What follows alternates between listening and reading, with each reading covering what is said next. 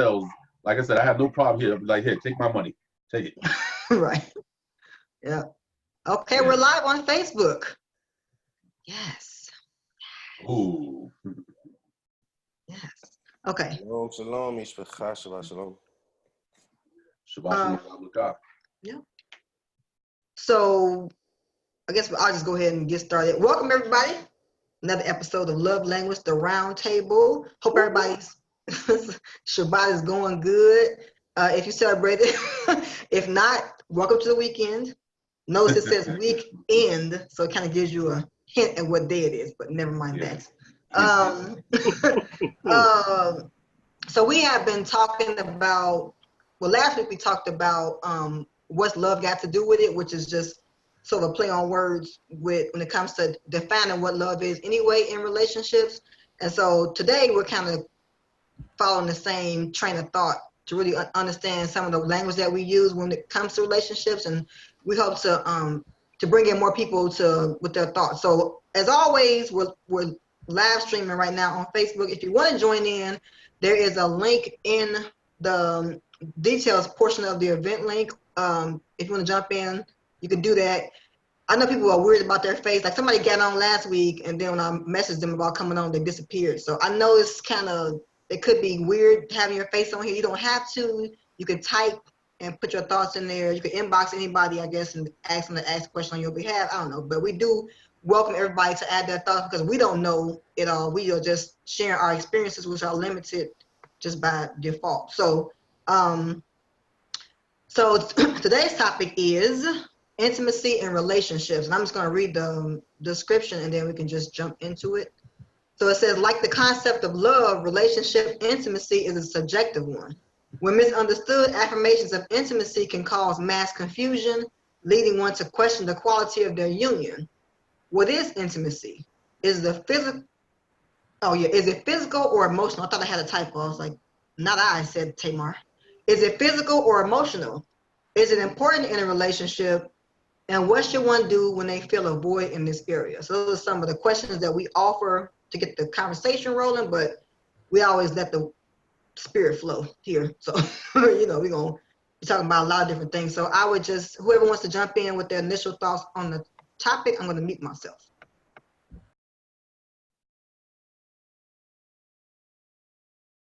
Well, with the smile, so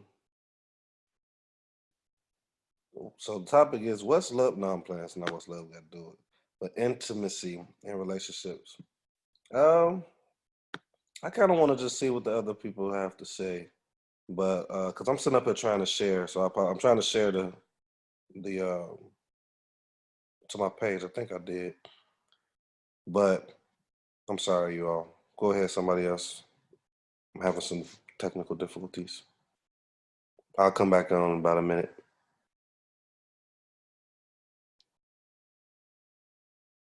Am I talking? No, I was just trying to see who else wanted to join in before. I don't want to talk. Somebody jump in, please. Por favor. Rabah. Thank you.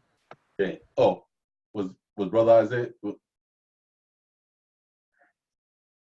Game. Wow, this is the slowest start to a show we ever did. Okay, hey, everybody trying to get settled in here. Okay, so I guess I have to jump in now since I'm talking. Intimacy.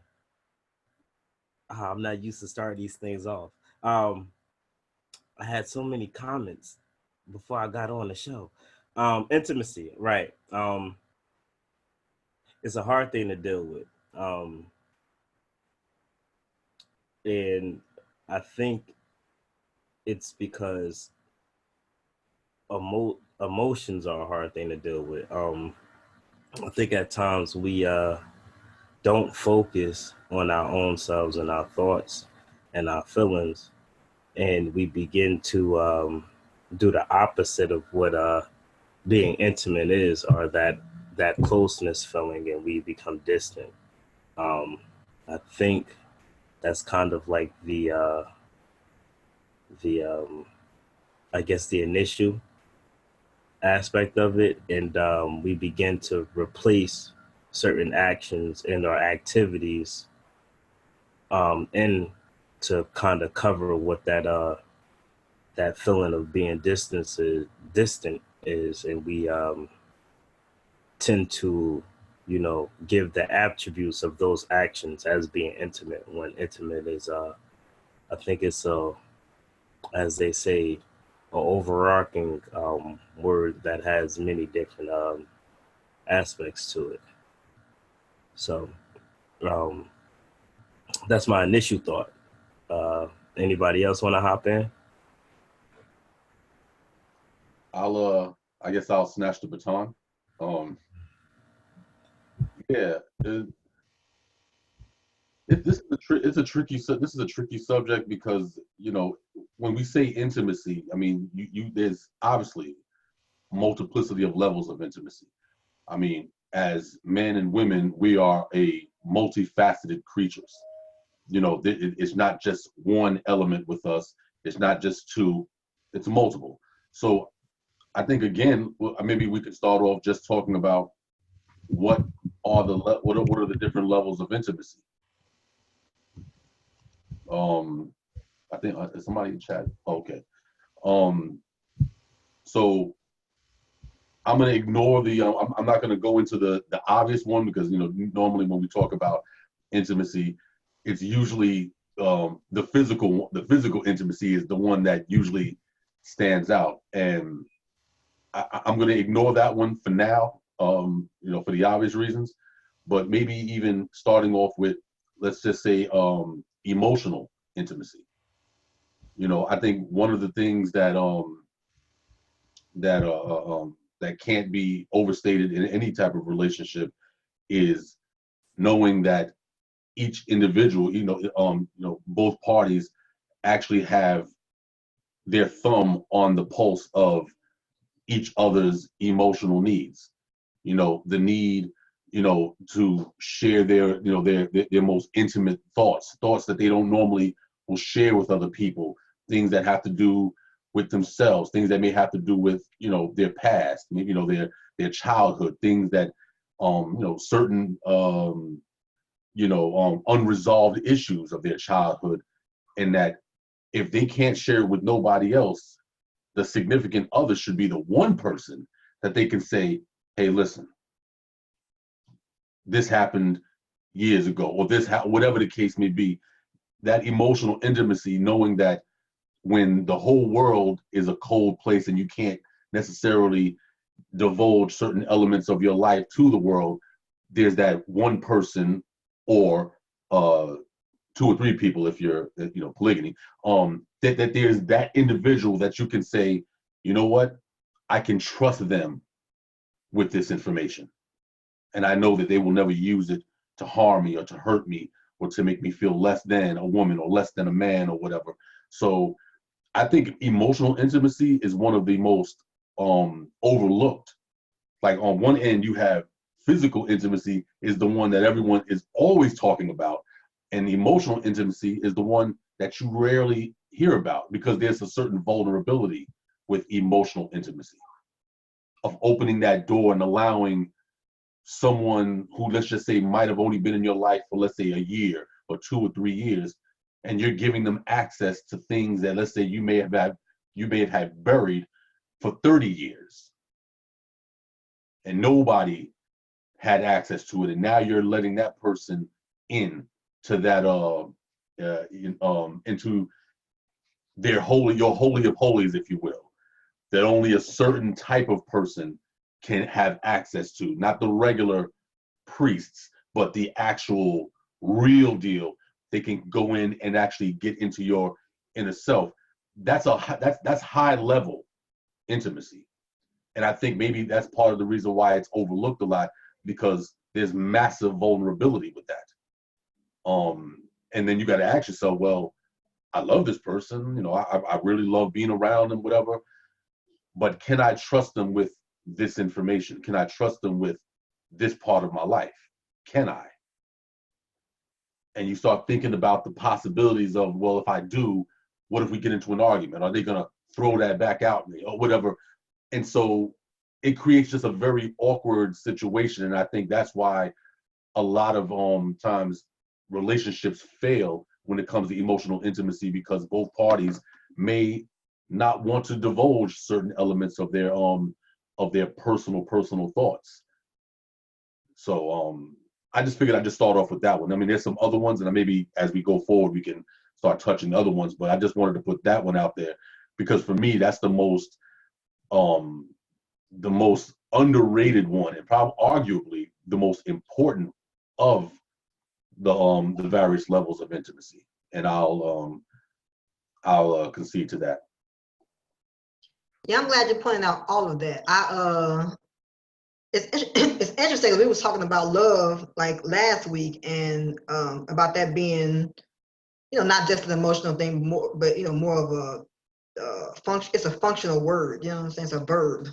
So even with this topic, that's interesting about the whole. Because I guess if just what we was talking about last week, if you think about the levels of it, right? You could theoretically marry somebody that you didn't necessarily feel the emotional love or feelings for, but then they would still take care of you. But then once you're in that union, then you withhold things that are stumbling blocks or that keep the relationship from moving forward.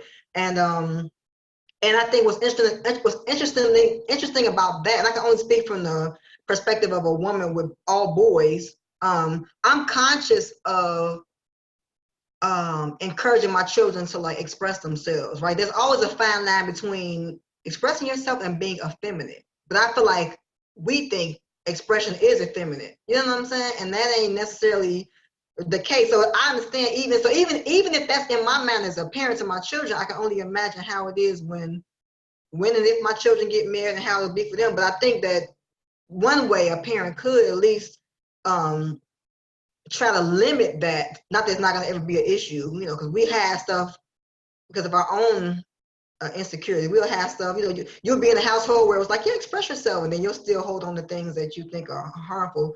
But it is important, and I think that you can't have a productive marriage or whatever you want to call it, a covenant relationship without expressing those things. And I think that the onus is always on the woman. Even we talked too about the whole idea of toxic masculinity and what that means and what femininity is, what masculinity is. And emotions and all these things are always something that you expect a woman to do. You expect me to cry. I'm gonna cry right now, watch. No, you expect me to cry, but a man won't cry. Or if he starts crying, then he said, oh, you think I'm soft. And I just find that it's just problematic because it's like I love the example of the holiest of holies. I love that. That's an excellent example.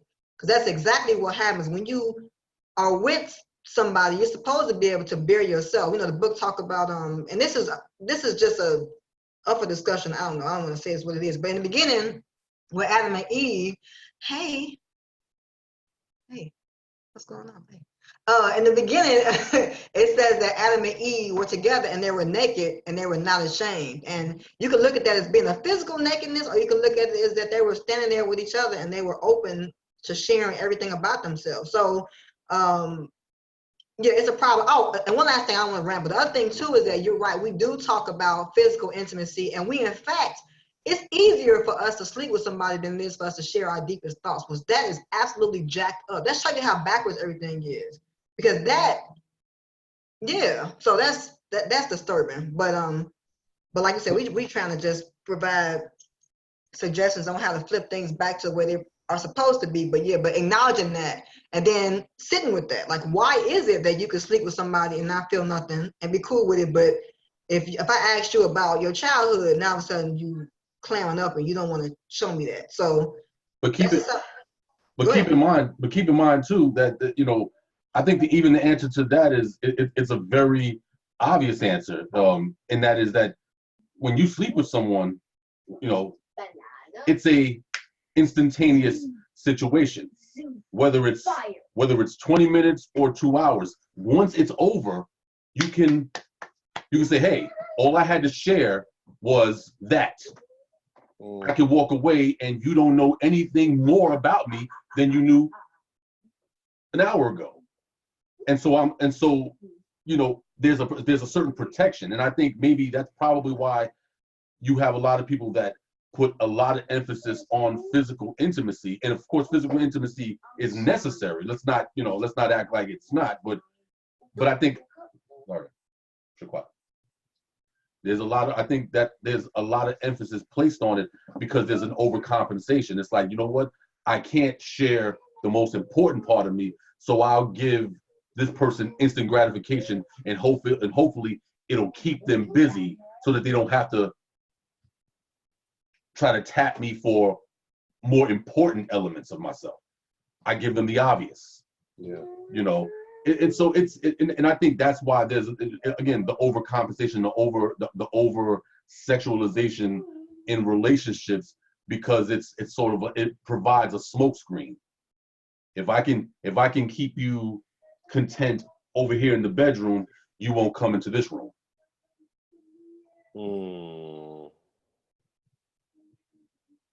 That's just my, that's my take on it. That's good. There you go with the idioms. Keep it up, Zebulon. You're an Israelite indeed. Oh man, I don't know. I got to check ancestry on that. Right. It's funny. I was just making that same point. Not do that. I'm sorry. Nothing against people that do. I just too much. Anyway, that's another topic. Go ahead. Sorry.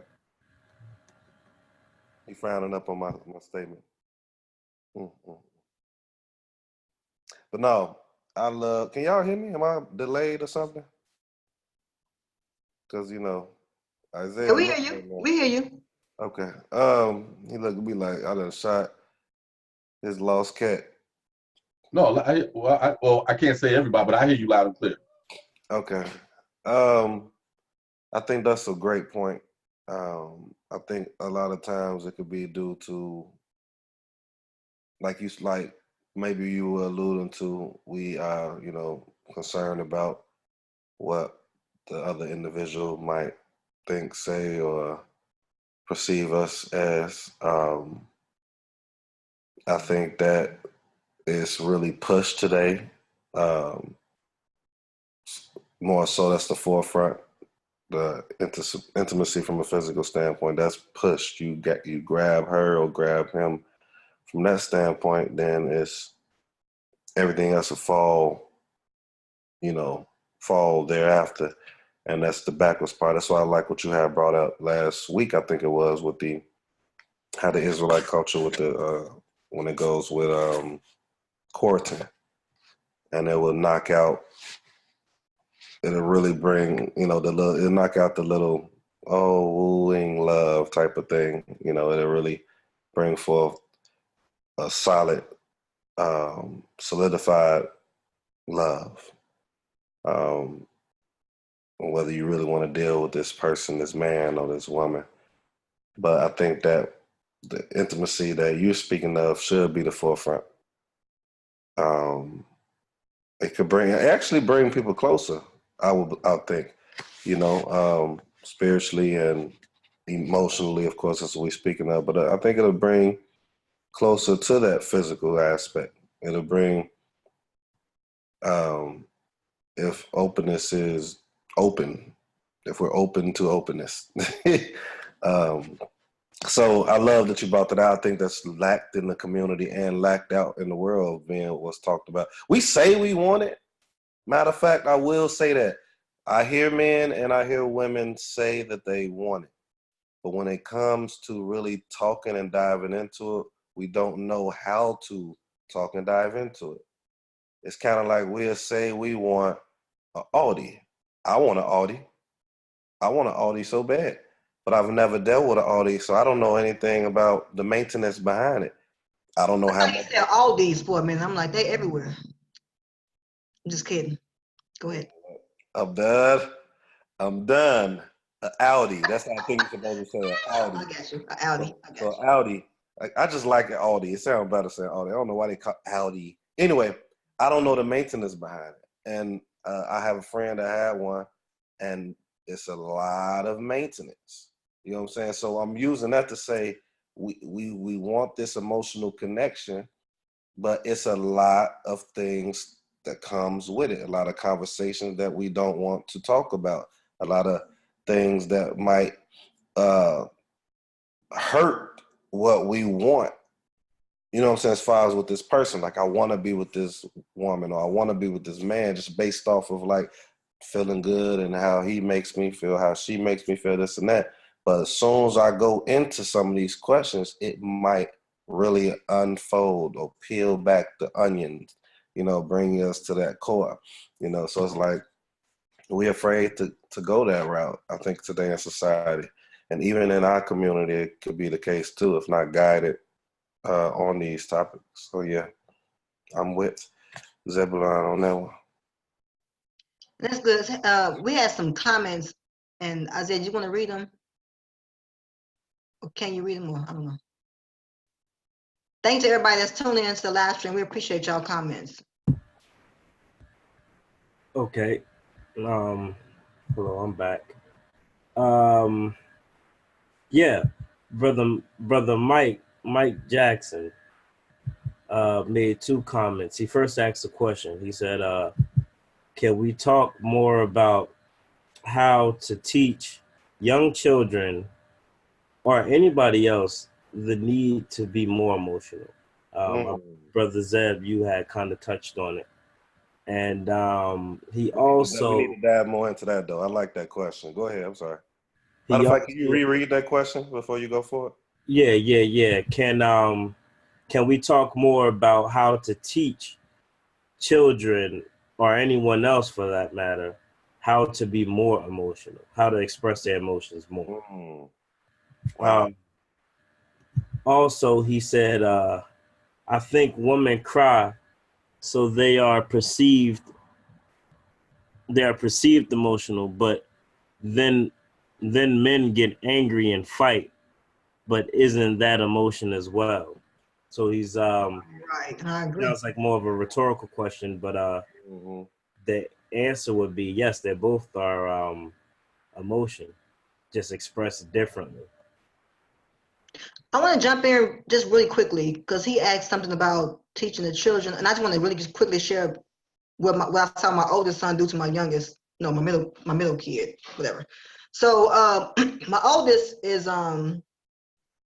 you know, I love him, but I see how he's like he's an older brother, so of course you know he feels responsible for everybody in the house. So the other day, my middle son, who is really like old, he has an old spirit, and he's kind of calm, but he's also kind of passive aggressive. And I noticed the other day that my middle son was doing something or whatever, and I heard Jacob be like, express yourself. Come on, brother, just say it. You know what I'm saying? Stop being passive aggressive. But it's good. So I'm just saying that to say that even like we can say stuff to our children and then they'll ultimately mimic us or mimic the environment. And so just to encourage our children, when you see them doing stuff like that, to acknowledge it and say, I saw what you did. Keep doing it. But I think, you know, it's just, and I think also I'm a big proponent of being honest and transparent as a parent. Like we're not perfect, you know what I'm saying? I don't want my kids ever think I'm perfect. I done made plenty of mistakes in front of them, you know. So I want them to be able to look at adulthood as a constant evolution process. So if it's something that you've done, or some kind of emotional, like, and I'm really blunt with my children. Like the other day, my oldest asked me how me and his father met, and I told him, you know what I'm saying? Because he asked a question, and this is probably TMI, but I don't care. He was like, he said, was I an accident? And I was like, wait, what? So then so then we start talking about it, and I had to tell him like the way we came together, you know what I'm saying? So just not being ashamed of now that could not now to keep it on topic, that could have been something that I was like, I don't want them to know, you know. But no, it happened the way it happened. Plus, you know, thou shalt not lie. I can't be like thou shalt not lie, and then you ask me a question and I'm sugarcoating the truth. You know what I'm saying? So I think it's just being as transparent. And I would never tell anybody how to talk to their children because I think the way I talk to my children is different from other believers. Like I know people who won't even read certain parts of the Bible that talk about like incest because they think is their kid's not ready for it. But it's in there. I'm not gonna not read it. So however you feel comfortable in your household, but I think having an environment where you as an older person in the house, and whether you're married or not, you know, modeling that for them will allow them to do it, whether or not they choose to. They can't say they don't have an example of what it looks like. So that's what I wanted to say to Mike's question. I think that it was a great question. I hope he's still there. I hope he's still there. I hope he shared what's being said. But I want to throw something in there, man. that is probably the best question so far. Why? Because that trickles, or that it goes right into our adulthood. We're not taught how to communicate. This goes right into what Zebulon is talking about. Think about it. We go with physical. We're so taught on that, and we don't know how to express ourselves from that emotional standpoint on so many different levels. So the best way to, like I say all the time, y'all probably heard me say, I don't want my children to go through what I've been through. I want them to be better than what I was, to know more than I knew at a younger age. So that way they have the choice, because I'm not going to say they're not going to do it just because they know, because some people know and they still do, but they have the choice and the ability not to fall into it. So this question that he asked is amazing. Now, one of the things I would say is, you ever heard a parent say, because I said so? Or have you ever said, you know what I'm saying? But it's like, that to me, I know we feel, I don't think I ever said it to Melody and Caleb yet. I want to say, I hope I won't do that. But I've said it. yeah. I just want to say, because they still young for me. Like, my daughter's 10. She haven't really challenged me in that manner yet. My son is 3. He's more vibrant, but but I never had to say it yet. I know why parents say it, and I don't think I won't say it's something wrong with it. I think that depending on what we're saying and on, it can contribute to us not knowing how to express ourselves. You know what I'm saying? Depending on what it is. I've seen some parents say it on some stuff that was like, it was nothing major. We could have said it. We could have expressed, explained it to them. But what am I getting at? My main point with that is, like, sometimes, like say in that instance, just by expressing and explaining certain things, that will teach us how to explain and express. Now, I want to say this. That's not to say that the parents that might say that is not heavily showing their child how to express. So I want to say that I'm not saying just because a parent says that they not. But in my case, that happened a lot. And it did. I think that our communication, like on my side of the family, I think our communication wasn't as great. And ever since I've been on this walk, all praise to the Most High, I have challenged that in our family. Rough some feathers, but it's starting to help us to communicate more.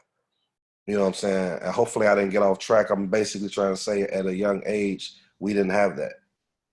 I don't know about other families, but for mine, it wasn't really taught to express emotionally. And I think in our community, especially for men, it's not taught for men, going back to Tamar, what she said, to express emotionally. And I think women too. So that's all I got. I like that question that he said. Indeed. And just to touch on that just briefly, because I know Brother Isaiah wanted to bring out some more information from his in the chat section, but like going back to that point about teaching our children how to be more, I guess needs it how to be more emotional. I'm of the school of thought that that states that contrary to popular belief, men and women / male and female are different. They're the same in nature, but different in degrees. Like for instance, there are things that emotionally that can get a woman triggered. Certain things that can happen and it'll trigger her, and she'll start getting into her feelings on a situation, and it might be something that same scenario can confront a male, and he might shrug it off like, oh, like, what's that about? And then vice versa. There's some things that can really bother men. Like, for instance, how many times has like how many times have you seen or experienced where, let's say, a man in a relationship falls on let's say he gets fired from his job, laid off, or whatever the case may be. A man who cannot provide for his household deals with that radically different than a woman will. The woman will be like, "Oh, don't worry about it, babe. We'll figure it out. But the man is like, "What? No. Like as a man, like, I don't want to hear that. No, I got to get out here and figure something out, because as a man, there's an understanding that, listen, I have to go make something happen. Like John Q, that movie. She was like, "John, you better do something. That's right. You better go do something about this." It's like, okay, yeah, all right, now I'm gonna go do something, and it's gonna be something, off the chart or whatever. But whereas if a woman loses her job and she's not able, not saying that she doesn't feel, a situation, but she's not going to react. Like, her womanhood can still be intact if she's not out providing as far as outside of the household. She doesn't walk around like, "Oh, I'm not a woman, oh, whatever like that." She's gonna be like, "Okay, no, all right, that happened. Well, I got some other things I could be doing around here to make some things happen." Men don't, well, let me not say men generally, all men, but generally speaking, men don't react that same way. They don't be like, oh, I got laid off or whatever, or I lost my job. Oh, okay, well, it's all right. I'll go figure out some things to do around the house and everything. Because even the woman's gonna look at him like, does that include going out and making something happen? Yeah. So we all react to scenarios differently. Men react differently to certain scenarios. Women react differently. Some things men can let roll off their shoulders and women will break down on. And some things women can be like, "What's the big deal?" And a man be ready to pull a bullet in his head. So, and I think that one of the things that I like, that I try to teach my children, they're still young, but I try to, instill in them rudimentary principles of, listen, you are a boy. You are a girl. There's certain things that are going to, that are going to trigger you. And it's important that you understand what your weaknesses are and what your strength is. Because in most cases, the weaknesses of men tend to be the strength in women, and vice versa. You right. Weakness in women tend to be where men can come in and say, "Oh, don't worry about that. I'll come in and handle that." And they need to understand that. They need to understand that, no, you are not the same in degrees. You are the same in nature, but radically different in degrees.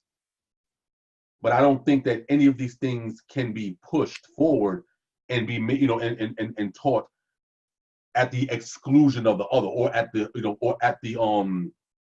disrespect to the other element. Like, you can't say I'm a man, but present it in a way that degrades a woman in the process. And vice versa. A female's womanhood has to be able to stand on its own merit and not to the degradation of a man. And so I think that, for me at least, these are the things that tend to be important in trying to instill in children, that yes, it is okay to tap into and to understand your emotions. You can tap into and understand your emotions without being emotional. Like, I don't have to lash out. I don't have to go and break somebody's jaw in order to express my displeasure in a situation. I can just tell a certain individual, like, listen, I don't really feel what you said about A, B, and C. We need to go handle this situation as men. It doesn't even have to be physical, but it can just be a very assertive, like, yo, listen, I'm not feeling that. Yeah. We're going to have to straighten this situation out. And women can deal with their deal with certain emotional issues without falling all over the place, like, oh my God, what am I going to do? Whatever. And I'm not trying to put, reins on people's expression, but just saying that everything doesn't have to go to the extreme. Men don't have to go kill somebody in order to, to show that, hey, and women don't have to cry a river in order to tap into what's going on in their emotional life. There's balance to everything. And as long as balance is being presented, then both parties, whether it's male or female, can benefit from it. From my, from my vantage point. Good stuff. Yeah, I would agree too. I think that's interesting. I think that's where the shaping and molding happens to us as creatures, and also as with us as parents to our children, and just providing like proper guidelines to how you. It's like with anything. I mean, we can eat, but we can't eat everything. You know what I'm saying? So it's the same kind of like thought process, even when it comes to that. And I think too, I love what you said about the areas that a woman is weak, not in a sexist way for all you feminists out there, but weak is in that's not her strong point. That's what a man would come to, But even that goes back to the emotional intimacy thing. In order for us to do our job, the men have to open up, and vice versa. You know what I'm saying? In order for them to do their job and properly covering and whatever, we have to be able to express those things. Like with me, I'm not an emotional person. The only time I think in my mind is that I get real riled up is when it comes to my children. That's when I feel real like. That's when I start rolling my eyes and bucking my, doing all this black girl thing. But outside of that, when something is bothering me, I just get quiet. Like, that's how you know when something's wrong. I just get real quiet. And like, I'm in my thoughts trying to process like, should I say that? Should I even be mad? Like, I be having to talk to myself. So, but then there are some women who do something wrong and they cussing you out. So, but I think again, going back to your childhood, I think that's the problem, that we don't necessarily look at our childhood as the things that shaped us. We ignore stuff, and everything we learn and everything we do, the way we interact with people is because of something that happened in our childhood. I think for us to ignore that is foolish. So, and I think too, the work is always on the individual to figure out whether or not they even gonna be intimate with their partner on an emotional level, because it's a choice. And I think to even expect your significant other, or if you're in a courting situation, I mean, that's going back to the courting thing. If you are interested in somebody, that's something that you probably want to know. Like, are they gonna randomly open up to me about stuff? You need to know that in advance, because once you say I do or say yes on this contract, you stuck. You know what I'm saying? So, but all those things need to be talked about in advance.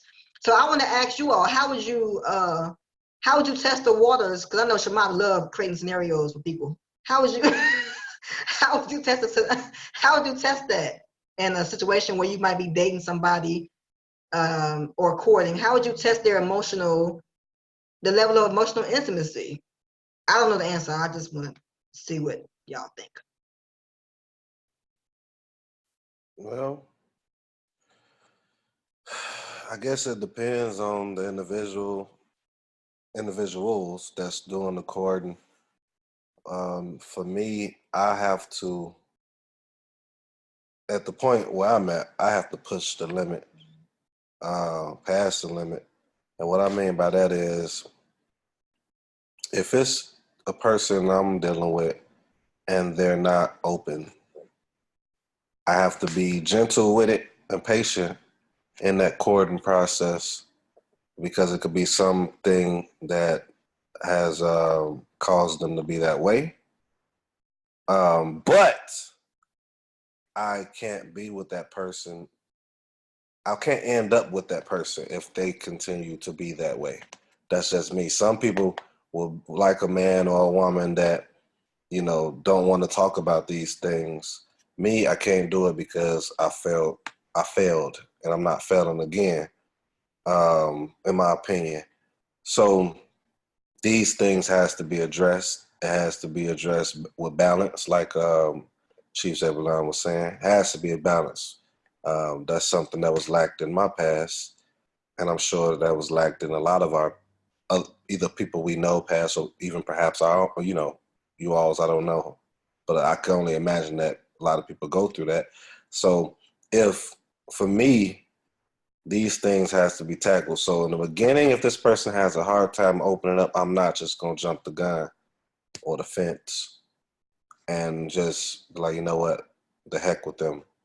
But I can't have that contract that you was bringing out, or that I do, until that stuff is dealt with. Everything has to be dealt with, and have some type of standard or understanding as to how we would deal with it in the future, how we would open up in the future, and that we need to be able to open up and we can't shy the other person away for wanting to, especially if they're doing it in a balanced manner, because that could bring resentment and things like that. And that's not what I'm going to deal with in the past. And that's why, I mean, in the future. And that's what I think others is listening should not deal with as well. So that's my answer. My answer is to, fine tune that stuff before, like you had said, I think you said, alluded to,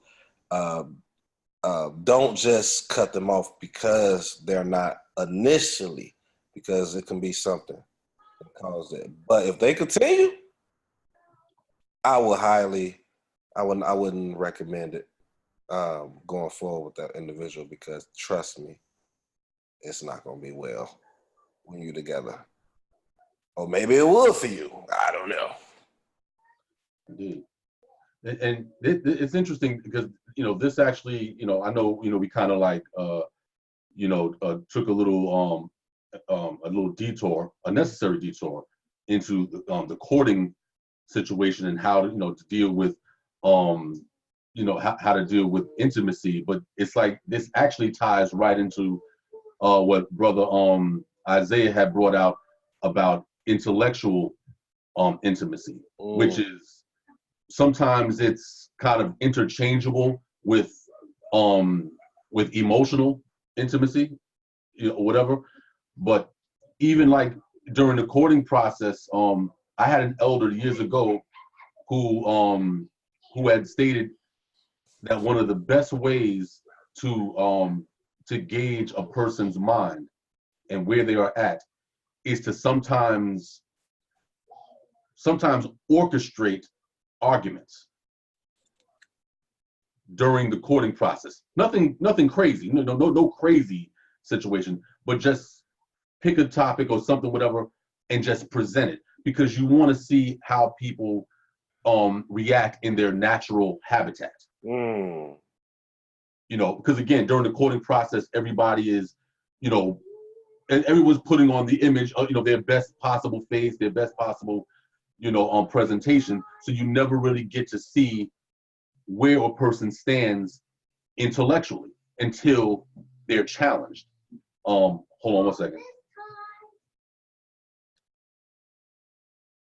I just want to say, when we come back, that's a good point. Okay. Tackle. Whenever you're ready, go ahead.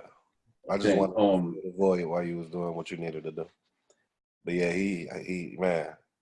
Yeah, that's that customer service representative people put on. They were like, they have their white voice. And then when you meet them, they call you all kind of N words. You know what I'm saying? Ooh. Yeah.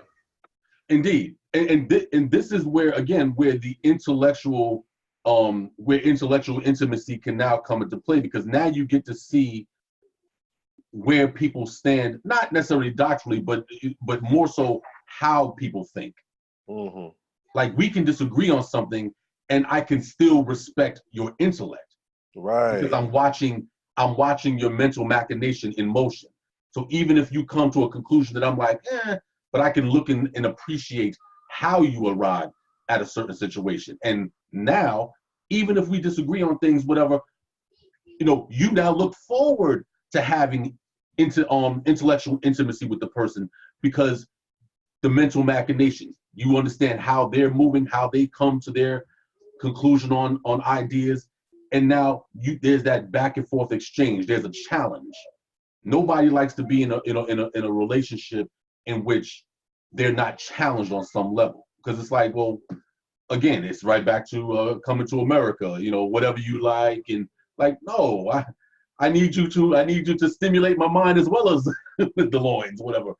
There has to be something else, and the intimacy intellectually is knowing that we can actually sit down and iron sharpening iron, that we can debate, that we can not really argue, but we can debate, we can have these deep discussions and be able to link intellectually with each other.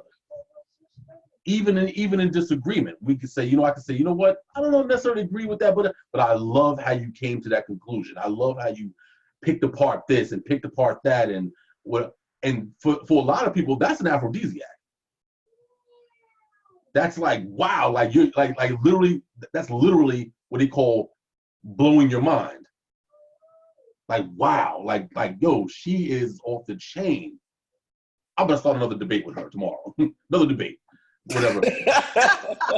Keeping it fresh. Exactly. Be like, yeah, what do you think about this? Like, let me get the book. Exactly, get the book.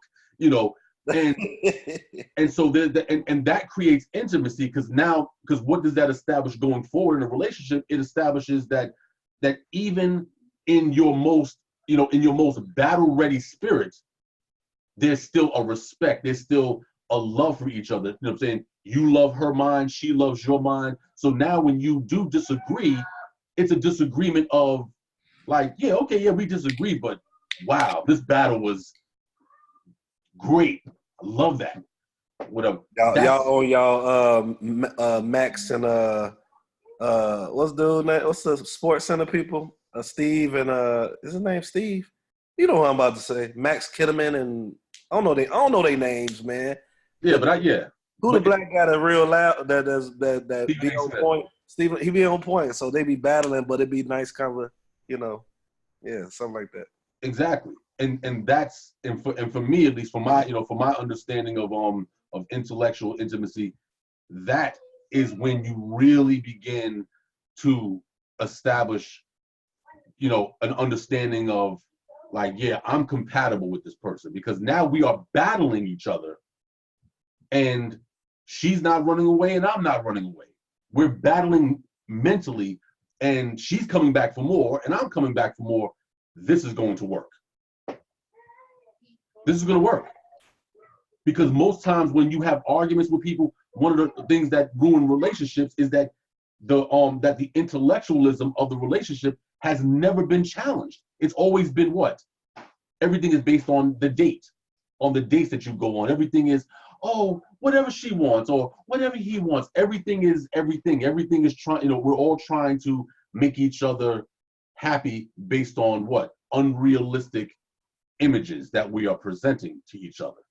So now when we do get into an argument or a disagreement, we're ready to call the relationship quits, because we've never challenged each other intellectually. The only challenge that we ever had was physical, carnal.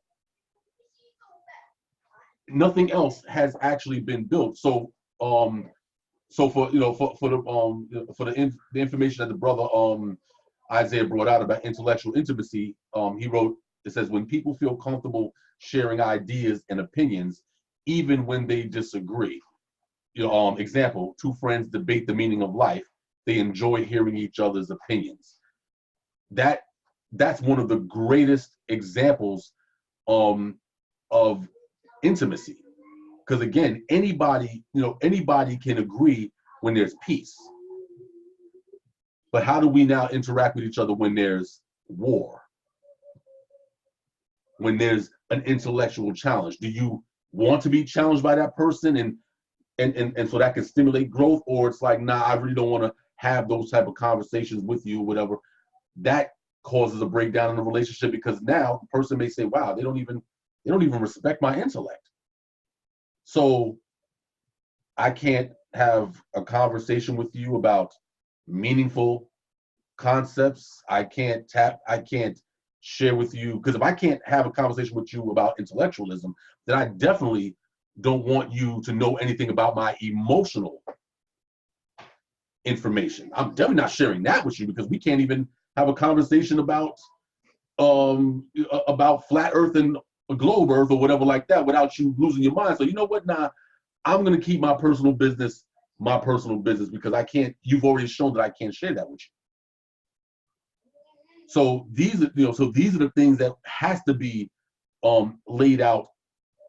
We always talk about the courting process, but all of these things have to be laid out within the 90 days, within the 6 months, within the year of courting. And within that process, there's absolutely no physical intimacy, because those are the things that complicate the matters in the beginning stages of any relationship. So once we establish that we are intellectually compatible, that we are emotionally compatible, then we can go on to other areas. The physical intimacy, that's just simply dessert when you're inside of a restaurant. You already had the beautiful meal. Now it's like, well, let's just top it off with this dessert. I mean, how often do you see people come into a restaurant and order dessert first? Like, it doesn't make sense in a restaurant, so why would it make sense in a relationship? So. Yeah. Did anybody else want to jump in? Isaiah, you want to say something? No. Shema? No. Okay. All right. Yeah. No, I like that. I think that's a good analogy too, and I think that for those people who don't want their partner to challenge them, I think that's a ego thing. You know what I'm saying? Like, cause yes. Oh, okay, that's your thing, right? Okay. I'm sorry, y'all. Where is it? Oh, okay. All right, thank you, Dan. Oh. Somebody else talk. I'm sorry, it's my child. Okay.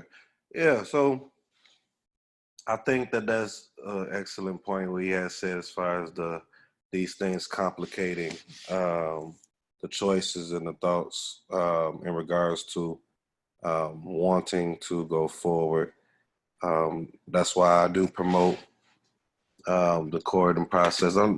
My question will be, when you said the complicated, I do got a question. So say if a couple or whatever you want to call them, this for Zebulon, this for anybody else, because this is about intimacy, were intimate physically, maybe once, and then they decided, they want to take that completely off the table and just really focus on the things that we're speaking on now, and have this courting process now, even though I know that's kind of backwards, I guess, right? Do you think that by them doing that they've already complicated things, or do you think they could bounce back as if, not really bounce back, but kind of like go forward in a balanced mind as people that court do? Did that one episode complicate them? Have they already tamper with it? Not tamper with it. What's the word I'm looking for? Y'all know what I'm trying to say. Was it good? Was it What? good or was it bad? Oh no, I'm just saying, man. I'm gonna hop in here. Go ahead. I'm gonna hop in here just for the sake, because Definitely answer that question. I want to know what's your yeah. You have that too. You have that. I have let's say I have experience doing something like that in my past. It was a situation where we went from being physically intimate regularly to taking a pause. I ain't saying regularly though. Well, hold on.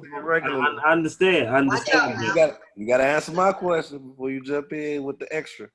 Okay. I think it depends on the people.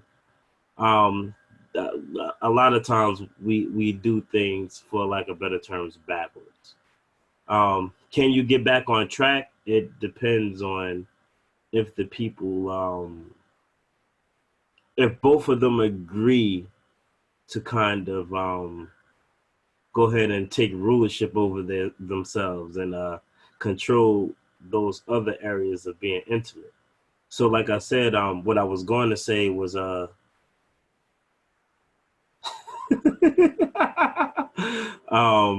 sorry, the Facebook comment had me laughing. What I was going to say is physical intimacy, like as we kind of said a few times, kind of fogs up things, makes things a little smoky. You can't see. It covers up other issues. A lot of times we begin to we use that as a coping factor more so than an express. You know the word I'm trying to say. We ain't using it to be expressive. We using it more so to kind of cope and deal with other things that's going on. So in my case, it was an agreed thing because the direction that we were moving wasn't necessarily right, or what we agreed upon was, not right. We needed to fix some things. And we felt as though that physical intimacy was clouding the way we fix things. We used intercourse as a way to kind of bridge that gap of being right and wrong, or having trouble, or, I'm gonna put it, I'm gonna be real blunt about it. Something I said to a coworker at my job the other day. We were speaking on the issue, and I was saying sometimes couples use makeup sex as a way to diffuse a situation when they haven't even dealt with the situation at hand. Mm-hmm. Excuse my language for those who are bothered by that S word. Sex is not a bad word. It could be offensive, okay? I'm getting 2 thumbs up. We get 2 thumbs up. Everybody agrees it's not a bad word. It's not. But yeah, so can it cloud things? Definitely. Does it hide things? Definitely. I call it the glass shattering effect. When you remove the issue and you break the glass, how do you deal with the pieces that are left to be picked up? Sometimes that's that reality happening, and you're like, wow. A lot of times people have used the aspect of intercourse as that way to kind of prolong things that don't need to be prolonged, or not focusing on whether a person is right for them or not, or if those other issues are even being talked about. Because we do things backwards, as Shema said. So in my situation, it was actually a good thing, because we took about maybe a good year and a couple months to kind of focus on some issues we had. And that was a good thing within itself. So it didn't work out basically, huh? No, it did work out. It worked out for quite some time, and then some other things popped up. Then it didn't work out basically. Then it did ultimately work out. That's good. but not going too deep into it. I think everybody. Life is all about learning and growing, and I think in areas where I could have did some growing at that time, I didn't. But those issues caused me to reflect, and I have done some growing ultimately. So, yeah. Good stuff. Next panelist. Yeah, just to camelback off of what Isaiah was saying. It definitely is a when we resort to like the physical slash sorry about that, physical sexual encounters with with a person. It is a smokescreen. It's just like a person in the early 1970s who uses heroin when they were at war. Because they're shooting up the heroin. Why? Not necessarily because they want to. It's not because the heroin necessarily was good, but what heroin did was it numbed you to the effects of the war going on around you, all of the horrors that you're seeing. And then, of course, you come out of the war, you come back to America, and you're seeing even more horror. So you say, you know what? Some more heroin. And then, of course, the 80s, you had crack, and then so on and so forth. We're always looking for things to inject ourselves with to prevent us from dealing with that which is the most vital. And for many of us, sex was heroin. This is one of the reasons why I was extremely big on fornication in my teen years. Just wilding out. Why? Because it helped, me avoid dealing with my general mistrust for females. When I was I didn't trust females because all of the females in my family, they were all very deceptive. You know, starting with my mother, the things that she would say about my father, and I was only getting one side of the discussion, and I'm thinking like, man, my father's, man, he's a real piece of crap, whatever like that, and then come to find out that it wasn't the case, and it was things that she was actually doing, and then all of these situations, and you know, with abandonment issues with, you know, with females, like there's always been that. So it's like, you know what, like, oh no, I'm not gonna, why would I open myself up, you know what I'm saying, just to get trounced on? Oh no, that's not gonna happen. What we are gonna do, we're gonna go up in this telly and we're gonna do us, and then after that, like Dougie Fresh said, gave you a pound and say shalom. and keep it moving.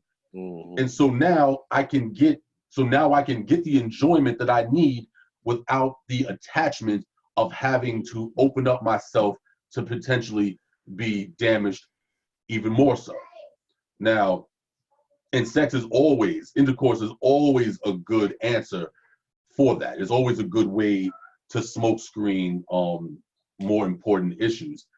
You know, fortunately, as I got older, you know, I was able to address, you know, a lot of things that occurred in, you know, in my younger years, my understanding, you know, of females, the value of females, because again, I allowed very unsavory females coming up to warp my perception of women going forward. So there was always a mistrust, like, yeah, I'll deal with you.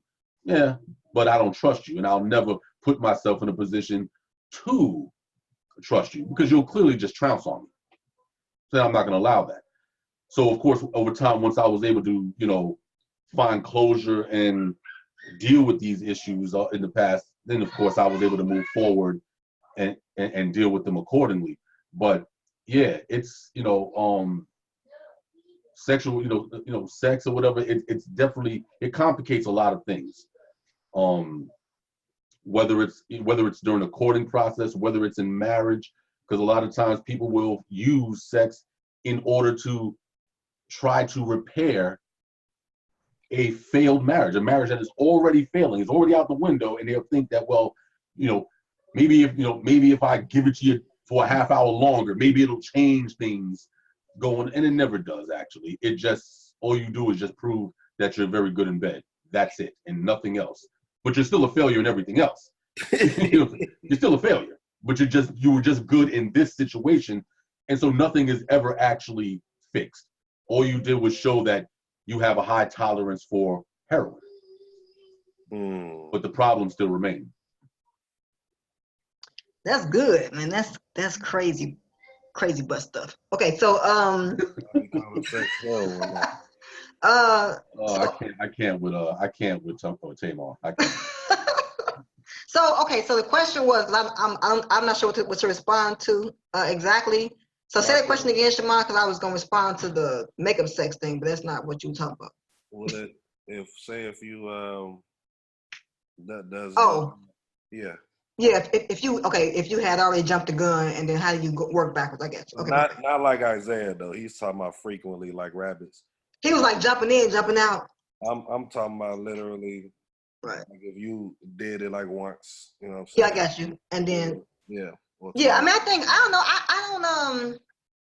I'm the optimist. I feel like I'm forever optimistic about human beings, period. So my mind says that yes, it can be possible. But to Zebulon's point, if you ain't emotionally mature, like if your mindset is not even fit to examine your own self, I don't see that being the case, right? So yeah, I mean, theoretically anybody could do anything, right? But if you are not willing to like step back for what? Now, if it's two mature individuals, obviously the answer is yeah, you can do that and work backwards, but it's the mindset of the people going into it. And but I think that ideally you would want to be with somebody, because I think that the emotional thing is gonna only enhance the sexual part. Like I feel like being ashamed to share those parts of yourself, I understand that, because it is a scary thing to tell anybody anything, whether or not you're sleeping with them or not. You know, just to tell somebody something that has bothered you is a bold move. And but again, the bad part is like you're not sleeping with your homegirl necessarily. You know what I'm saying? You ain't gonna. They ain't never a situation with her, and so you are more vulnerable with the opposite sex because it can always potentially go on that route. But I personally think that yes, you can, and in fact, the emotional intimacy, letting somebody know your inner being, only heightens the sexual experience. But that's just because I'm an optimist. Okay, that's all I'm saying. Yeah, that's very inappropriate language, Sister Tamar. Right. You should Right. repent. Right. Thank you. Okay. If y'all don't mind, I just wanted to jump in with my own question, kinda stemming off of what Tamar and Zeb said. So you guys have made mention. Well, Zeb, you made mention first. Well, Tamar, first you made. Well, second you made mention to. I'm over here jumbling up. You made mention to being optimistic, and you agree that you can kind of go back and tell things off as long as both parties are, or all parties involved, should I say, are mature about the situation. Um, Zeb, you have made mention to other people kind of betrayals and situations of distrust have put you on a path to kind of moving you towards a way to behind the scenes on this show is hilarious. So I just got corrected for spelling manipulated wrong. Thank you. Um, just to let y'all the viewers know what's going on right here. But Zeb, you made mention to distrust and those type of things, sending you along that path to kind of masking your emotional or even your anxieties with being emotional with other people and using physical intercourse as a way to pacify that feeling for a while. So my question for all of you guys would be, do you feel it's easier outside of your partner to be vulnerable with other people? Is that the right way? Is that the right way to be? Do you feel that way? And what would you do to change it? Because I know people who have said, I felt comfortable talking to a friend of mine versus talking to my girlfriend or boyfriend or whatever terminology they want to use. Um, so I wanted to kind of see where y'all all stand and what happens when that person they confide in betrays them. So it's a three-parter, but hopefully I worded it in a way that it can be comprehended. I'll just jump in, not with no thoughts particularly, but I wanted to see if Zebulon, he said something a long time ago. I think we were still on Blog Talk about confiding in like let's say you have like a work husband. People use words like that, but let's say you talk to we'll talk to him about stuff. And I forget what we talked about, but I think Zebulon had made a point that it could be like adultery. I mean, I don't know. I don't want to speak for Zebulon. I feel like I'm misquoting him, but I don't know if you remember saying that ever, Zebulon. But I recall. I just don't recall the circumstances right. that brought this up. It sounds like something off the wall that I would have said. I would just say to that. I mean, I don't want to jump in like I just did, but I guess I'm talking already. I'm gonna keep talking. Yeah. I mean, I don't think it's anything necessarily wrong with talking to other people, but I think that you should talk to your person you're in a covenant with first, like, because you do open up doors for other stuff. You open up doors for your partner to be jealous. Because people tell me stuff all the time, and I know mad people's secrets that I would never tell their secrets. You know what I'm saying? But that's just me. Everybody's not like that. And even still, like, I think anybody that is the person that is receiving information, somebody comes and say, I want to have counseling, they come talk to you. A person that's righteous is supposed to then encourage that person to go back and talk to their partner. So it ain't like the buck don't never stop with the person outside of the household. You have to still go to your partner and express stuff, because ultimately it's going to be you and that person, and the other person is just, you know what I'm saying? So I don't really see how you could, in righteousness, I ain't talking about in the world, but in righteousness, how you can talk to somebody outside of your household and then you not have to still go back and talk to your covering or your wife or whatever, So, okay, that's my thoughts. What was the question before I go? It was like a 3-4 question, but basically, is it ever appropriate to talk to somebody to confide, to provide emotional intimacy with a friend and then not go to your partner? Like, Hecky no, I'm playing.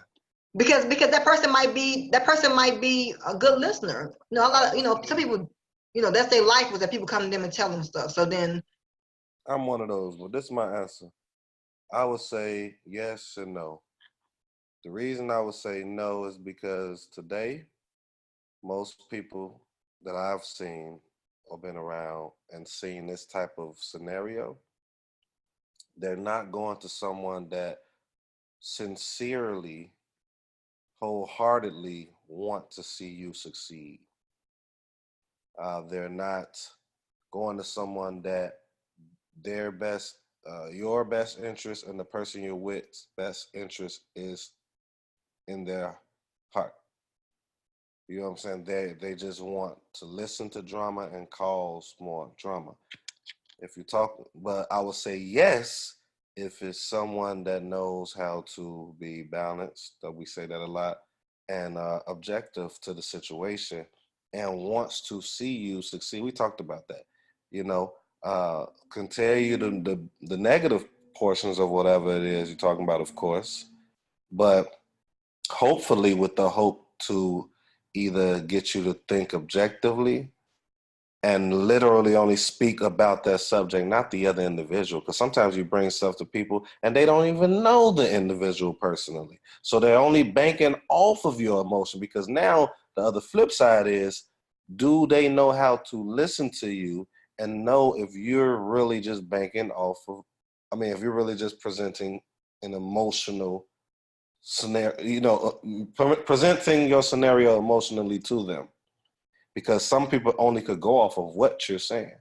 So that's why I say yes and no. It has to be somebody that's very discerning, that's objective, and has a hope for success for both of you. The no part is for those that are not that individual that I just spoke on. Because if they're not that, or operate like that, I would say heck no, because all they're going to do is cause more damage to the relationship. And that's what I get. That's my answer. Indeed. I wanted to touch on that, but I needed to go back because I'm almost sure, and I kind of stepped away for a second. Brother Isaiah had posed a question prior.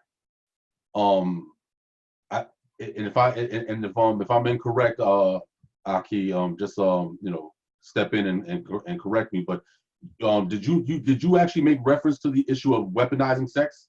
Like, was that your question before you stepped away? It was something I wanted to add in. I don't think I actually mentioned it live on air. But yeah, it was definitely something I wanted to add in off of a point that you had made. Or was it Shema that made the point? One of y'all brothers had made the point about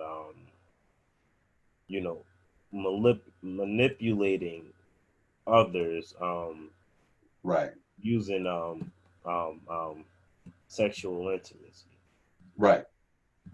So yeah. You did make it okay. I recall now. It's a very thin line, man, when it comes to with manipulating, like you said, manipulating people, with sex or whatever. Like, I mean, we when we were coming up, it was called what? running game.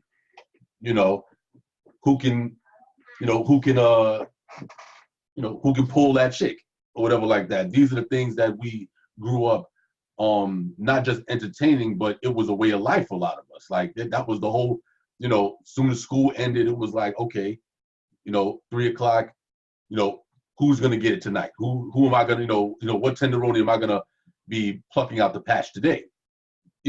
And I think a lot of this, if it's not checked, you do begin to use it as a weapon. I mean, think about it. It's even done even in marriages. A lot of times when these things are left unresolved, now you get into these marriages where sex is being, or intercourse is being withheld in order to get a certain act right from the other person. So it's like, oh, if you don't do this, well, then you're not getting me.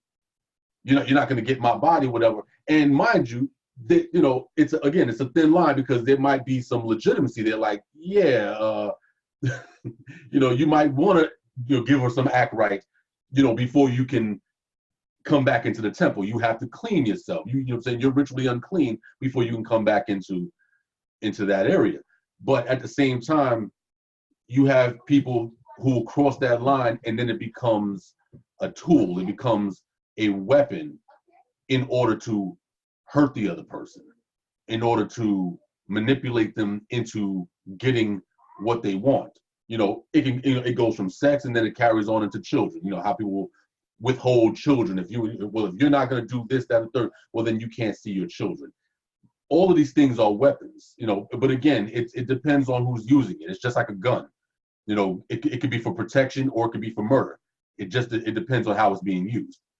But in my case, just from my own personal, in my experiences in the days of my youth, yeah, I mean, I was definitely using intercourse as a weapon, because my thing was I've been hurt, like when you're young and you've been hurt over a certain amount of times, then I now, I'm 16, 17, 18, I go in now with the agenda. The agenda is, I'm going to, excuse the expression, but I'm going to turn these chicks out. I'm going to turn them out, get them all foggy headed or whatever like that, and be like, yeah, but yeah, I can't deal with you no more. Peace.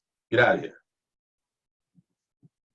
And so these things, because they were not dealt with in my youth, these things were not checked in my youth, and I didn't have that eldership over me to say, hey, listen, whatever your mother did, or whatever your aunts did, or whatever the case, that's of no consequence. Let's fix these issues. These issues weren't fixed. So when now I'm in high school, and then I'm in my 17, 18, 19 years old, even in the truth, mind you. I was doing this while I was in the truth of knowing I was Israel. I would just tuck my fringes away, tuck my tassels into my pants when I'm dealing with these females and do them dirty. And then after I do them dirty, I kick them to the curb, and then I pull my tassels back out. And it's then, yeah, Shabbat Shalom. It's like, yeah, back to the Shabbat. And doing all manner of madness, whatever. So, yeah, it was being used, as a weapon, because I felt that I needed to get some get back, as James Brown would say. So like this was my get back. And so now it's like, okay, I've been harmed, I've been hurt, I've been, my feelings and things have been stepped on. Well, now you know what? Now I'm going to start doing the stepping. And unfortunately, when I came to my senses, I realized how much, it's so funny. You become the very thing that you hated. You hated that these people did this to me, and you became exactly what you hated. So, yeah. Love the transparency, though, too, by the way. It's needed. It's needed for those that might be struggling with a similar scenario, similar scenarios. So appreciate that, Moray.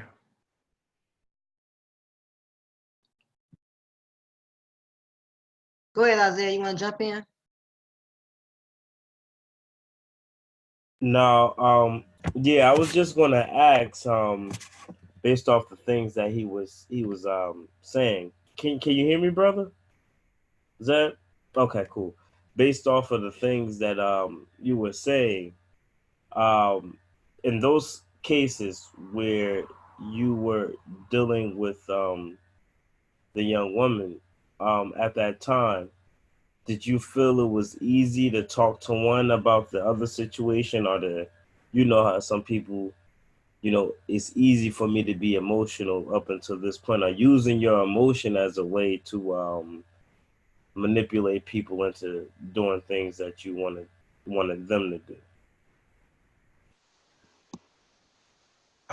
I would I think at that time I really wasn't a proponent of using my emotionalism, because I really wasn't an emotional type of person at that point. Like, I was very stoic in my approach to everything. So everything would, and I guess even to this day, you can kind of still see the little bit of stoicism with me, where I don't really get too animated about anything. I don't do a whole lot of crying. I don't do a whole lot of whatever. It's just like I try to be leveled off. But back then, it was no balance. It was just like I was just sort of like dead behind the eyes, as they say.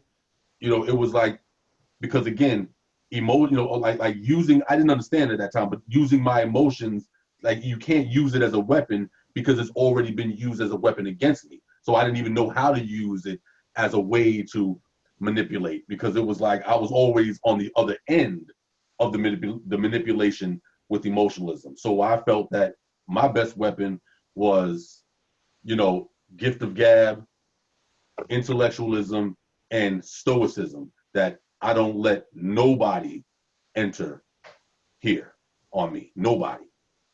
You're not entering here, you're not entering here. And Right. so I kind of, like, again, I'm saying this in retrospect, but at the time I didn't really get it.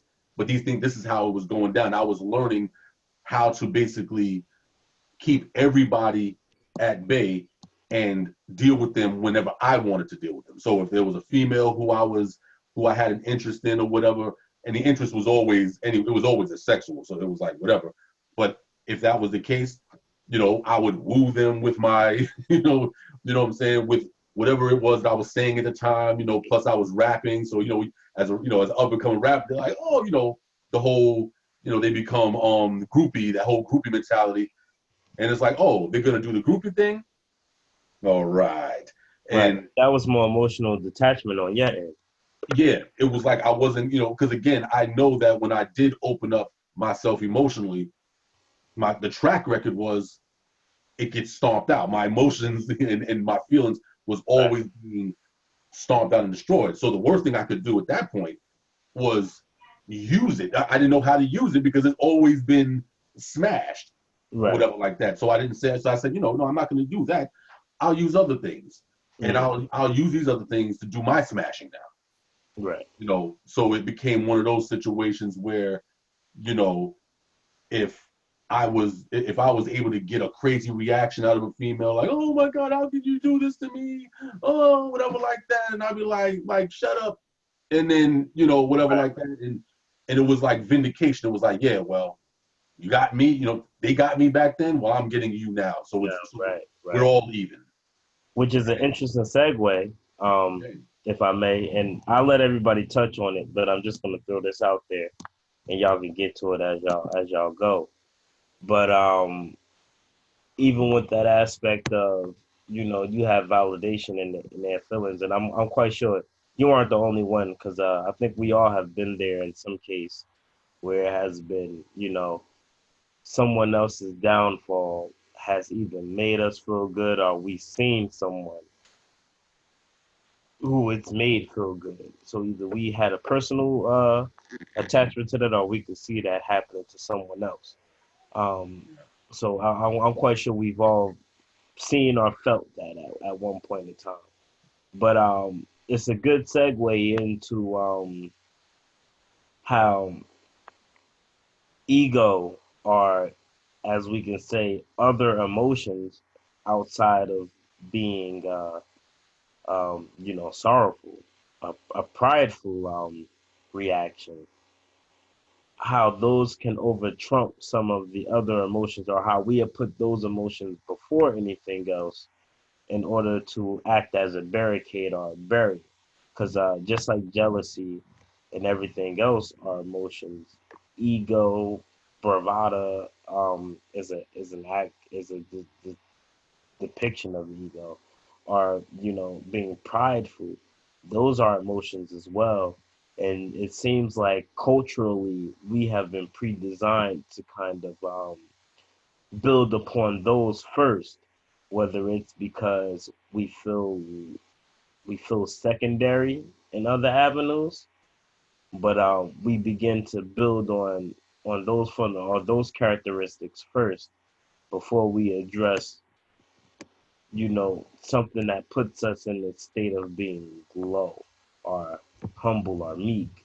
We attach ourselves to overconfidence because we tend to, I don't want to say underachieve, but it's been culturally recognized, culturally pre-designed to kind of go off of the high streams due to certain situations that some of us have been put in. I don't want to say everybody. I don't want to make this exclusive, but I think y'all understand what I'm trying to say. So, um, what do we do in those cases when even when dealing with someone else, when maybe we realize our egos are being stirred up or pride is being stirred up, and like the brother said, how do we teach to move away from these aspects when that's kind of what we've been so used to dealing with each other with?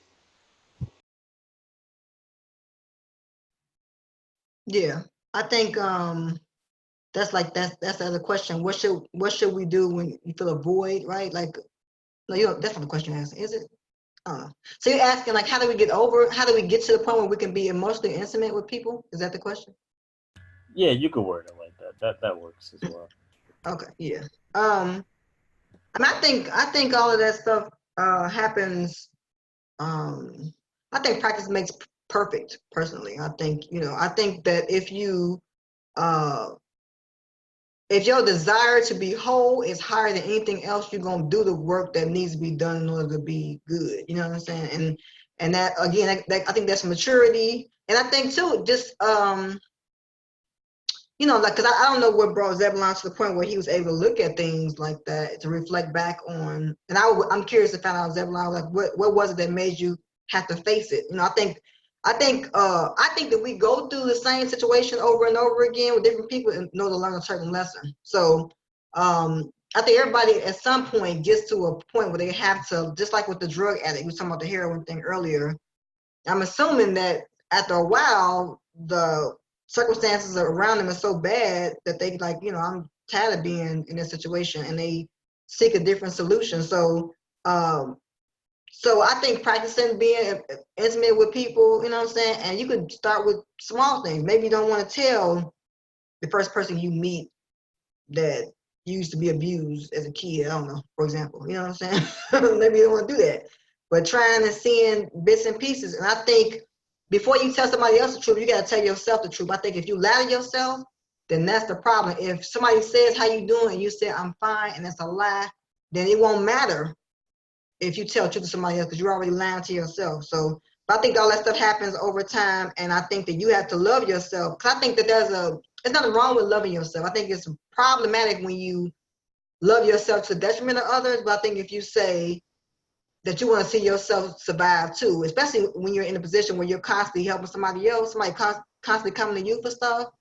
After a while, they're going to be digging out of an empty well. So you got to make sure you're fine within yourself before you can even tell somebody else, not tell, before you can even encourage them to do right for themselves. But I think it starts with self-love and the trial basis, tell people bits and pieces of yourself, and then going back into the relationship thing. Before you even get into a relationship, you gotta ask yourself, am I ready to really tell this person everything? You know what I'm saying? Stop lying to yourself is my long-winded answer. I'm done. Right. I mean, it's and that's kind of where I found myself, at a certain crossroad. when I was in my early 20s. You know, when I had already was wilding out, you know, whatever, doing what I was doing, you know, certain things became clear for me. One of them was that I'm an Israelite. So what the hell am I doing? That's number one. What am I doing? Like none of this makes any sense. If I'm tucking my tassels away in order to go out here and commit all manners of fornication, then I clearly know what I'm doing is wrong. I know what I'm doing is wrong. You know, but one of the things that I had to do to help, not only to fix the issue, but to heal, because you can fix something and still not be healed. And that was I had to address my issues with my mother. A lot of things that I went through, and I'll be just a little bit transparent here with, foster care at 8 years old. All my siblings, we all got scattered all over. It was like Deuteronomy 28 in a way. It was just, we were all scattered to the four corners of New York City. And just the abandonment issues, of wanting so bad to be back with my mother. And she would come and visit us at the agency and would, sell these little dreams. Oh, I'm gonna be back and woman to come get you next week. And next thing you know, I'm 8 years old, and then I'm 10 years old. Then I'm 12. Then I'm 15. And I'm 17. And I realized that none of this stuff ever happened. These things were never fixed. So I'm accustomed to being in scenarios where there's no attachment, because you attach to somebody, next thing you know, they're letting you down. They're leaving you out, just leaving you. And so a lot of my issues I had to address them with my mother, get to the bottom of a lot of the issues that she had in her life at the time, having me at 14. And it was just like a cascading effect. There was so much backstory with her and things, how she was raised, that affected how I was raised and affected how I moved forward. So once I was able to get the full picture, the full story of what occurred between her and my father, what occurred between her and her parents, what occurred between her and her siblings, and how all of that affected me. Once I was able to get closure and say, oh, that's why this happened, oh, that's why that happened, then I was able to let go of the pain of it. The only reason why the pain remained was because none of it had been addressed. It was like an open wound. And all I'm doing is just having my hand over the wound. The wound needed space to heal, so I had to take the hand off. And so once I was able to address those issues, the next thing I began to do was say, you know what? I need to disarm people. A lot of the things that I didn't want, that I didn't want to share with people, because I felt like this was going to be ammunition that could be used against me, I just disarmed it. I said, you know what? The best way to disarm, things that you are holding back in your mind is to, number one, come to grips with it yourself, and to actually tell the person. It's funny how it works out. In order to get to that point, you have to go out on a limb, as they say. You have to kind of walk out on the water, so to speak. And once I was able to do these things, once I was able to say, you know what? Yeah, I had a lot of abandonment issues. I didn't trust females, because you can't trust females because they're the only ones who can actually get into your heart. Like I don't worry about trust issues with friendships with guys. Why? Because they're guys. They're not going to get past a certain level anyway. It's like, nah, you're a dude. Back up. You know what I'm saying? So it's like you don't have to worry about those type of scenarios. Females were always an issue because they were created to be your complement. They complement you, so they're able to come into that intimate part of you. And once I realized that, you know what? Once I disarmed the situations, and I realized that now No, now nobody can hurt me because I've already addressed the issues that hurt me. So now when I share certain things and with transparency or whatever like that, it doesn't really bother me like that anymore. It's like, oh, yo, this is what the situation was, whatever like that. So now if someone says, yeah, you were a fornicator back in the days. Yeah. Yeah. Like, I'm not going to look at it like, oh, how could you say that? How could you? Like, no. Because all of it's now, everything is all out on the table. Everything. And so with going back to the issue of intimacy, the best way to establish emotional intimacy, for me at least, and I don't, everybody may not choose to do this, but for me, is put everything on the table. Just everything. Just splag out right on the table. And now, once everything is out there, Right. there's a transparency that is established. Now it puts the other person in the position where now they have to put their chips in too. You now have to come in because I've already disarmed you. I put everything on the table, and because I've already dealt with these issues and rectified them in my past, if you ever brought these things up to me again, I would be like, okay, and what do you want? What do you want, a cookie? There's no more power in it anymore. So now we can get past, and now I've been able to get past the emotionalism and things that I experienced as, child with trust issues or whatever like that. And now it's like, now we can move forward. We can be completely honest and transparent in the situation. And so now when there's transparency, you don't have to worry about trust. You don't have to worry about, trust on that issue. Even if they do violate your trust, you look at the situation and be like, well, that's their problem. They have issues. I'm good. And again, my method of correcting a lot of my a lot of my issues were was done in a very unorthodox way. But when you don't have the male figures in your early life to do these things, you kind of have to figure it out as you go along. You have to, either that or you're just going to continue to be a delinquent for the rest of your life. And I didn't want to be, I don't want to be a delinquent, in my 20s and 30s and 40s, still running around doing all manner of witchcraft. Because that's really what it is. When you sit there and you play with the mind of of a woman, and vice versa, when you manipulate mind, that is sorcery.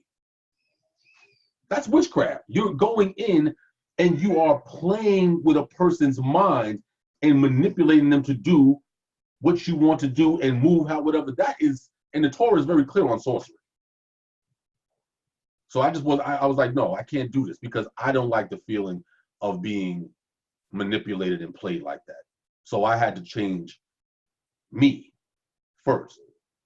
So now going forward, any relationship that I now go forward and deal with, there's going to be immediate transparency. Like, hey, listen, this is the story of Zebulon. This was my upbringing. This is how I came up. Whatever. I believe now in complete transparency during, like, let's say during a courting period, because now by the time we get to a point where now you might consider a possible courting, you're like, I know him. I know what makes him tick.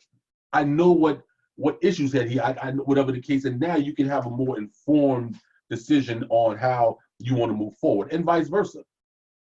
You show transparency, it forces the other party to now come to the table with the same thing, like, oh wow, okay, yeah. So, again, it might not have been the most smoothly laid out a growth process, but it was the only growth process that I was able to have at that time. And as it turned out, it worked pretty decent. I turned out to be a halfway decent guy. Yeah. That's good. I don't know if Shamal wanted to jump in or Isaiah. I just wanted to just follow up with that too, just to say that also it'll tell you whether or not that person you're considering, how they even gonna respond. If you tell them up front, because I was, because they, if they're not mature enough to handle those types of things, they could shame you for telling the truth. And so that's always a red flag if they're like, ugh. know what I'm saying? It's acting weird towards you. Or it can show that when you do that, it can make them draw closer to you. So that's, it's good to have them conversations up front. As well. I think that like I grew up with my father. I think I said it a lot, but my father was the one that taught me to show emotion. He was very affectionate, and stuff like that. So I've always, like, I think when a man shows me emotional intimacy, it makes me like draw closer to them. 'Cause I'm like, that's what my standard is. But I know a lot of women might not have had that. So if a man shows them that, they might call him a punk or something, which is the opposite way. But I just to acknowledge that that's a risky thing. But I think it's to our benefit to test the waters beforehand. Share yourself, and if they respond, cool. If they don't, then on to the next. So, Isaiah, you wanted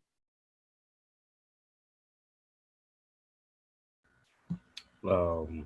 Yeah, just basically the point that you made, just kind of doubling down on that. I actually think kind of the opposite. We talked about presenting yourself naked to one another, and when you feel invigorated to do that, it's a great thing because it shows that you now have removed the fear from being who you really are. The good, the bad, and the ugly. Um, just having that in mind, when you do that and people push themselves away or act different, it just shows that they wasn't meant to be there in the first place. Which you can say, well, dang, I shared myself with this person and they just chose to leave. But you can also, oh, that's so beautiful. Y'all can't see what I'm seeing right now, but that's beautiful. Um,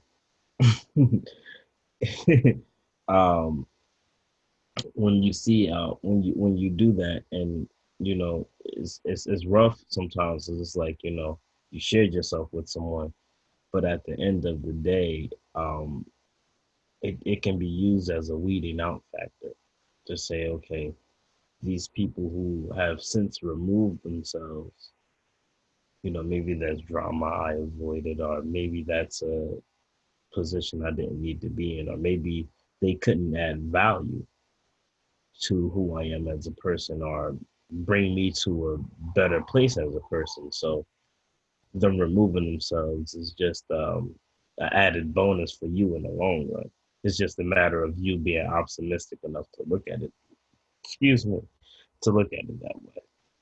So I just wanted to double down on that and throw that out there because a lot of times we say, this friendship died or this friendship has been strained due to whatever reasons are. I told them this about me and they looked at me with disgust. But, you told them that in hopes of showing who you were or showing who you are even. And that look of disgust could be handled in two ways. They can say, well, that's rough. Maybe you should look at living life a different way. So they're adding value to you. Or they can just completely remove themselves or, even try to slander you. But in those cases, they're trying to remove value from you. So you have to look and say, okay, the aspect of them leaving doesn't do me harm. It adds value. It helps. It helps me in the long run because it's people I don't have to deal with, or I can deal with them only in a certain manner. So you can judge the intensity of the intimacy that you want to have with them. Sorry, I'm going to mute because it seems like they're starting to do their work again. Okay, and just to reiterate, obviously something that we had touched in the inbox of Brother Isaiah, that like at some point, like even when we talk about recording and trying to set certain certain standards going forward in a relationship, I'm a big proponent of not wasting time. time is the one thing that doesn't have a price tag on it, but has so much value. And I don't think that I should not only waste my time, but why should I waste the prospective my prospective wife's time? Now think about this. If I keep back all of these elements of certain ways that I was, how I was moving back then with females, whatever. If I keep all of that hidden, now meanwhile, me in the perspective on why, we're getting close. We're she's feeling me, I'm feeling her. We're really, we're really began to feel each other. And then let's say 3 months go by, 6 months go by, a year go by, and now she's ready to say, you know what, I really think we need to take this relationship to the next level and move forward. She's already invested a year of her life into me. And then now after we get together, then I say, oh yeah, by the way, I was a flipping man whore back in the days. Like, so now now her head is a little screwed, because now just from me being not having that transparency from jump, I've already taught her a lesson, and that is what? I will tell you what I want to tell you to get what I want, and then after I get what I want, then I'll start telling you all of the bad stuff. That's a form of deception, and now she has to go forward with that constantly in her head, like, yeah, he's a slick guy. And she might not even want to deal with me, but meanwhile, she's already lost a year of her life. She didn't even get an opportunity to know what I'm dealing with before she got emotionally invested in me. So of course, my attitude is that there has to be transparency right off rip, so that she can have complete confidence in in the process of life. She can now make an informed decision, like, okay, yeah, this is how he was back when he was 17 or whatever the case. Okay, that was 28 years ago, whatever. He's done things differently now, whatever. She can actually make a good decision as to whether she wants to go forward, and she doesn't have to get her emotions and stuff invested in a situation that might not be good for her. She has everything right up front, and she can look at everything and say, yeah, you know what, I can move forward with him, or nah, I can't deal with this brother, he's off the chain. But either way, she doesn't lose time, and I don't lose time. So that's part of my healing, was also transparency right off top, immediately. And that, for me, that type of transparency is the best, because it's an unsolicited transparency.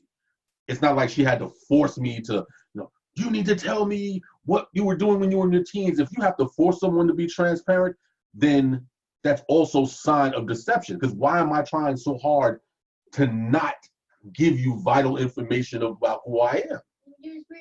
And vice versa. So for me, going forward, it's always been, transparency is the best policy when you're dealing with intimate relationships. Now, if we're just talking about regular, quote unquote associations and friendships, like, yeah, no, I don't really need to tell you a whole bunch of things, because it's of no consequence to you. But someone who's going to be your intimate partner, oh no, all of that has to come out, all of it.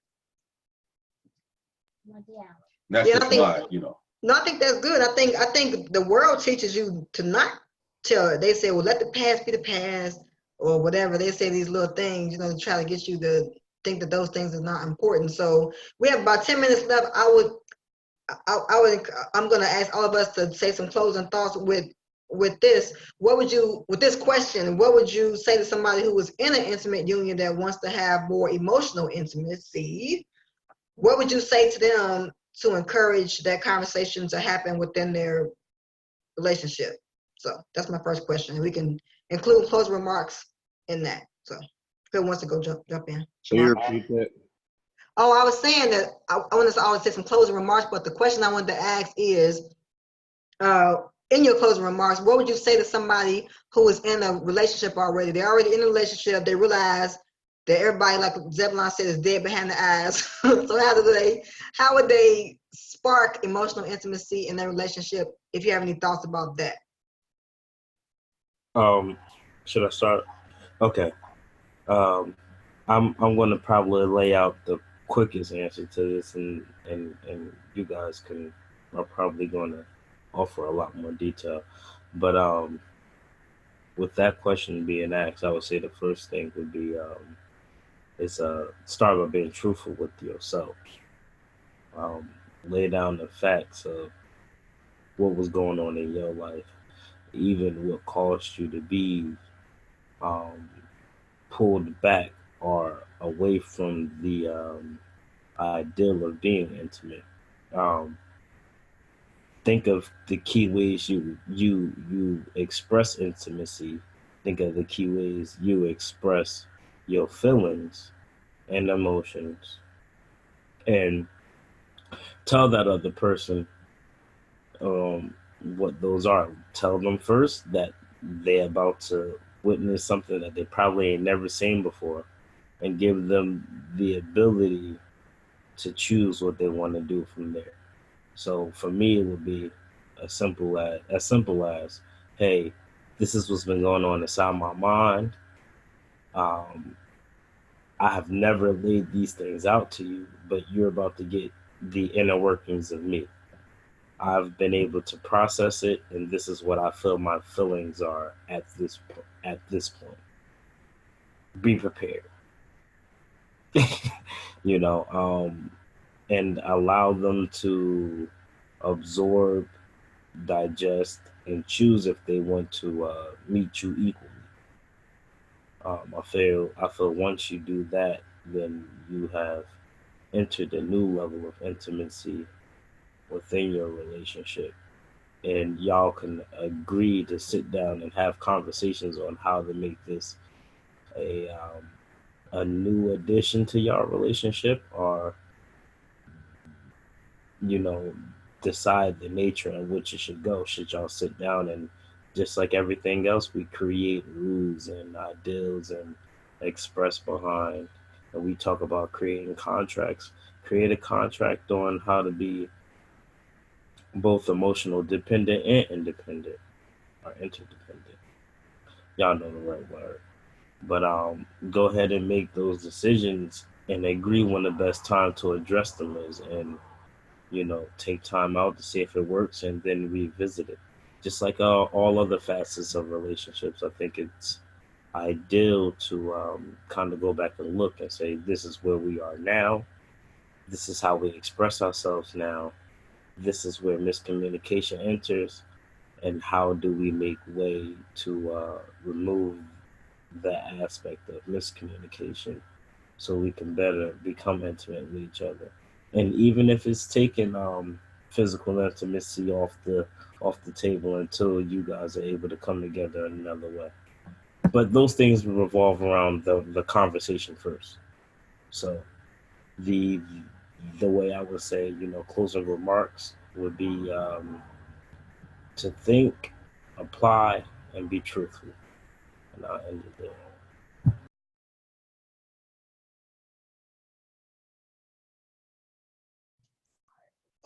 Was Shema going to come on in? I'll go last.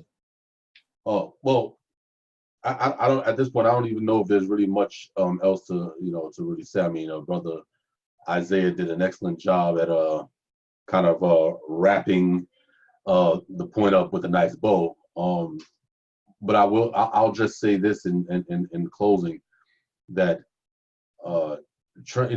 when it comes to personal relationships, like between a man and a woman, unlike other types of relationships, transparency ultimately is the most important. Whether we're talking about emotional intimacy, physical intimacy, intellectual intimacy, whatever intimacy we're dealing with, there has to be a level playing field.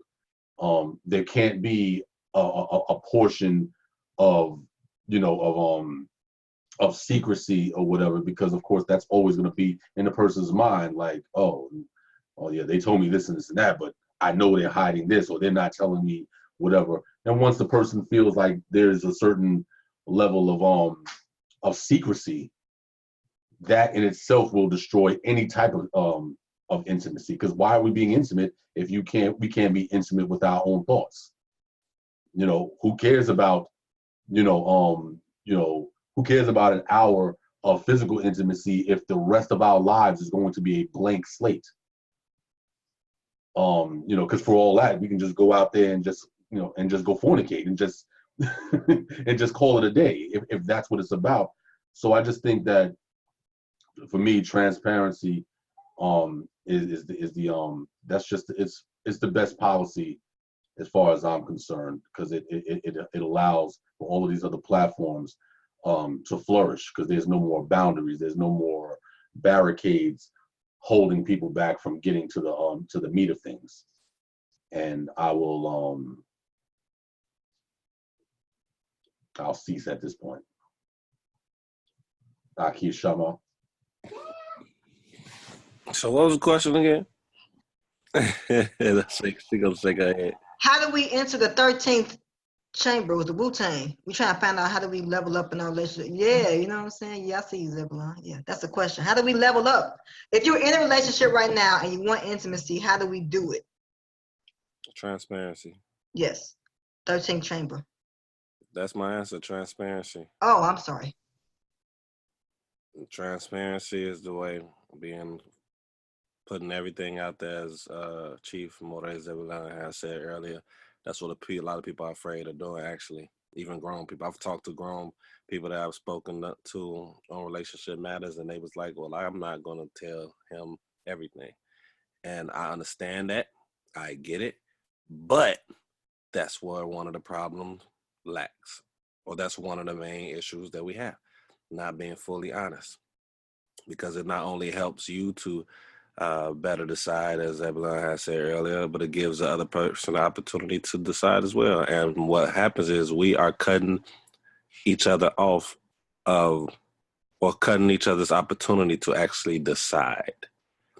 I'll give you a perfect example. Different scenario, different subject, but it's similar. If I would have known, and most men, this don't sound funny. If most men would have known what it says on the back of the voluntary paternal thing when the baby is born, they will not sign the birth certificate. So my point is, look into it. If y'all want to know what I'm talking about, hit me up, I'll tell you. But most men would know what it says on the back of that form. Look it up. I got the form. They wouldn't sign it. My point is, if we are allowed to know everything's put forth in front of us, it will give us the opportunity to decide to be with each other. Not hence the great thing about courting, if it's done properly. And with that said, I'm done. Shalom. Yeah, those are good words. I was actually thinking about the fine print yesterday. I've been in the shower talking to myself and having thoughts, but it was something like that. Like, we don't really look at the fine print on nothing, whether it's any like contracts we might enter into for a car or anything. We don't never really look at the fine print. But if you look at your potential spouse or your current spouse as something to be invested into, and you look at the fine print, then yeah, you would be you would think a little longer, a little harder. And the physical intimacy thing, that wouldn't even be something to be chasing afterwards. But that's all with a mature mind. So so a good conversation, everybody. Thanks to everybody who tuned in on this thing live and was offering their comments. I have to go back and look at the comments and respond or like or whatever later on. But we appreciate you joining us. We'll be back again, most high willing, next Saturday, 12 Central, 1 Eastern, with a new topic. If you ever want to join, we're looking for more women. I know you're out there. Don't be afraid. Don't have to ask your husband if you should join. You know what I'm saying? You just jump on and your name looking. But we love to hear your thoughts as well. So anyway, until next time, have a good week and Shabbat Shalom. Shabbat boing. I don't know what that was. So stupid. That was hilarious.